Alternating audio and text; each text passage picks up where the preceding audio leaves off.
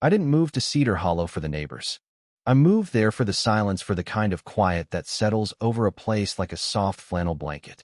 A two-story cedar-shingled house on the edge of the woods, with just enough elevation to catch a shimmer of the lake through the trees.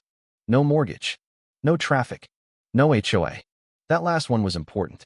After 12 years in the Navy and another 6 working deep in the guts of power plants, I was done with orders and obligations.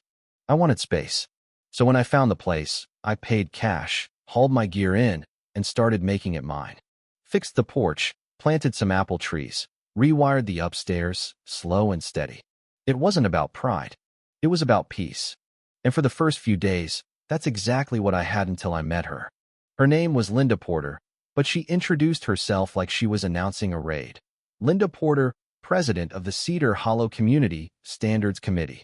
She wore khaki slacks and a windbreaker like she was about to issue citations. Her handshake was stiff, her eyes sharp.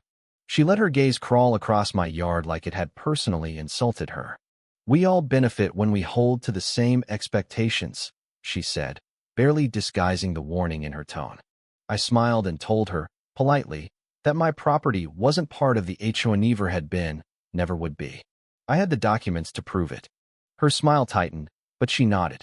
Of course. Still, it's important to set a good example. That was the beginning. Next came the flyers. Then the brochures about voluntary compliance. I ignored them. Figured she'd get bored. She didn't. A week in, little things started disappearing. My work gloves vanished off the porch. Then a can of chili. Then a 50-foot extension cord. I chalked it up to my own forgetfulness until the welcome mat I bought in San Diego got replaced with one that said, "Live Clean, Stay Seen." I didn't buy that mat. And I sure as hell didn't track mud into my own foyer. That night, I sat in the living room with a flashlight across my lap. Just in case. I didn't sleep much. And that was the first time I felt it had quiet certainty that someone had been inside. That I wasn't alone. That my locks weren't enough. So I started logging it. Gloves, day 3. Chili, day 6. Extension cord, day 9. New mat, day 12. I swapped out the locks. Reinforced the strike plates. Didn't tell a soul. Next morning, the back door was slightly ajar. No marks. No signs of forced entry. But I knew. I never forget deadbolts. I stepped outside and saw my neighbor, Tom, standing at his mailbox too long. Like he wanted to say something, but thought better of it. His eyes lingered on my door. Inside, I found scratches on the bedroom windowsill, thin, deliberate, not old. Like someone had reached in with gloved fingers and paused there, watching me sleep. That night, I sat with my SIG tucked under the blanket. Just company, not paranoia. And then I heard it. A whisper. A woman's voice, just one word. Sloppy. I jumped up, ran outside, but there was no one. No wind. No animals. Just stillness. The next morning, I bought cameras. For motion-activated, night vision, hardwired to a local drive. 2 outside, 2 inside. No Wi-Fi. No cloud. Just cold, hard evidence waiting to happen. I baited the trap. Planted a Bluetooth speaker in the living room, a military flashlight by the back door, a knife I carried since deployment in my shop, and a bottle of good wine in the pantry. All rigged with GPS trackers. All quietly watching. Nothing moved the first 2 nights. But on the third, the flashlight pinged. It was in the HOA neighborhood. I pulled the camera footage. 2:17 a.m., a figure appeared, hood, gloved, calm. They slipped in like they owned the place. No hesitation. Walked straight to the flashlight. Took it. Their posture struck me. Confident. Slight limp in the left knee. Arms held too rigid. I compared it to footage from the last HOA meeting I'd attended, just to keep tabs. And there she was, Linda. Same gait. Same stance. That night, at the HOA barbecue, she joked, "Hope everyone's locking their pantries. Some folks leave theirs wide open." I nearly dropped my plate. No one knew I'd done that. So I planted one last trap. A polished steel flask with my initials. A letter from my late mother folded beside it. Sentimental. Obvious. Perfect. That night, 2:38 a.m., she came again. Took the flask. Took the letter. As she stepped out the back, I stepped in with my flashlight. "Don't move," I said. She turned like I'd interrupted her knitting. "Do you always overreact this way, Nick?" Lights flashed. Cops rolled up. One of them greeted her by name. She smiled, played the victim, claimed I was unstable, that I'd borrowed those items.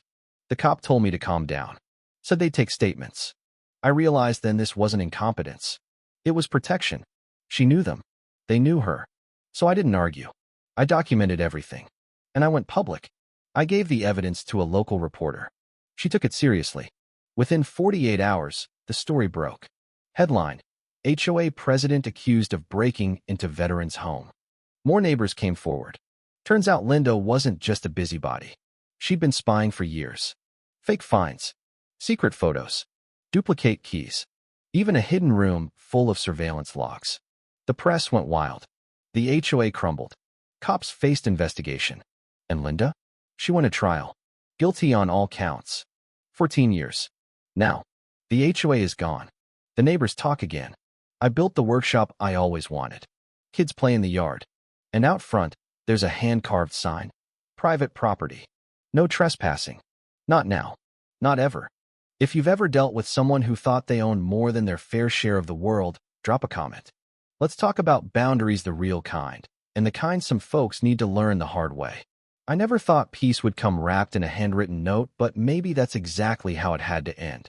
Not with noise, not with a final punch, but with something quiet, sincere, human. Some days, I still catch myself flinching at small sounds or checking locks twice, but it's different now. It's not fear, it's caution earned. And maybe that's the price of freedom in a world where control hides behind clipboards and faux concern. But I paid it, willingly, and I came out standing. Neighbors who once avoided eye contact now wave across their porches. Kids play in yards that used to be measured by inches of lawn height. The old fear, the kind that crawls under your skin and makes you question your own sanity, that's gone. In its place, laughter, community, respect built from truth, not pressure. I don't know where Karen is today. Maybe a cell. Maybe a new neighborhood with new walls to peer over. But I do know this: she won't be doing it here. Not ever again. If you've made it this far, let me ask you, what would you have done? When the system fails, when the people meant to protect you turn a blind eye, when power wears a neighbor's smile, how far would you go to take your home back? Drop your thoughts below. Share your story. Because if there's one thing I've learned, it's that silence only helps the ones doing the harm. And we've been silent long enough.